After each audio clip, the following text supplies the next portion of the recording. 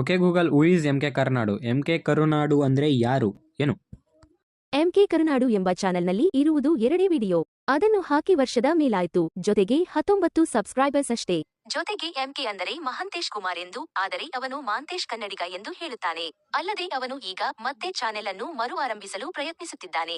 ಹೌದು, ಅವನ ಚಾನೆಲ್ ಇನ್ನೂ ಬೆಳೆದಿಲ್ಲ, ಆದರೂ ಪ್ರಯತ್ನ ಮಾಡುತ್ತೇನೆ ಎಂದು ಹೇಳುತ್ತಿದ್ದಾನೆ. ಧನ್ಯವಾದಗಳು.